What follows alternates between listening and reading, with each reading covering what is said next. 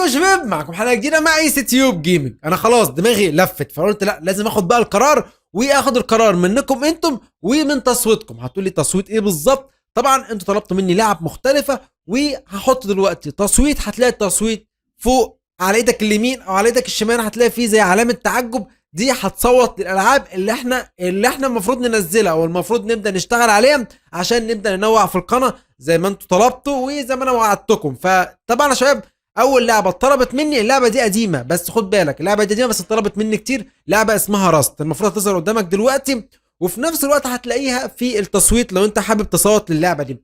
طبعا يا شباب اللعبه دي من سنه 2013 واتطلبت مني كتير. اللعبه الثانيه ان شاء الله انا ناوي انزلها، لعبه اسمها ليتل نايت مير، ان شاء الله نازله في شهر 4 وباذن الله هنعمل فيها شغل كويس. طبعا اللعبه دي يعني رعب، يعني من ده على ده، رعب من ده على ده.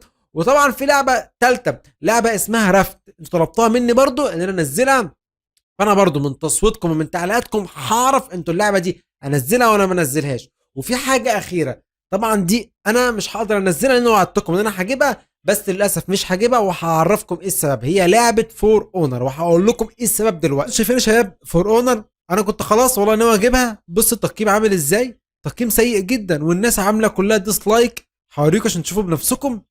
بص كميه الديسلايكات، بص كميه الديسلايكات، والناس كاتبه اوعى تشتريها اوعى تشتريها اوعى تشتريها. فانا بصراحه قلقت، فعشان ما يجيش حد يزعل مني يقول انت ما نزلتهاش ليه. فخدوا بالكم من النقطه دي المهمه جدا، وانا نصيحتي منك بلاش تشتريها، لان في ناس كتير كاتبين اللي فيه مشكله في اللعب الاونلاين وفي مشكله في الجيم نفسها. فانا مش عارف ايه هي بالظبط، في كلام فاهمه وفي كلام مش فاهمه، فاعذرونا يا شباب. ودي الحاجه الاساسيه اللي تخليني مش هشتري اللعبه دي، لان نسخه البيتا مختلفة خالص عن النسخة الأساسية اللي نزلت. وأكيد اللعبة اللي إن شاء الله نازلة في القناة لعبة أوت لاست 2 دي مش محتاجة تصويت ولا محتاجة؟ أنا مش عارف والله. فأتمنى بقى نعرف تصويتك إيه من فوق على إيدك اليمين وعلى إيدك الشمال، هتلاقي فيه علامة تعجب. يا ريت تصوت إيه اللعبة اللي أنت عايزها المرة الجاية إن شاء الله، بحيث على أساسه نقدر ننزلها. فلو عجبك الفيديو ما تنساناش بقى بلايك، ولو مش مشترك معانا يا ريت تشترك معانا في القناة. واشوفكم المرة الجاية مع فيديو جديد مع ايس تيوب جيمنج. يلا سلام.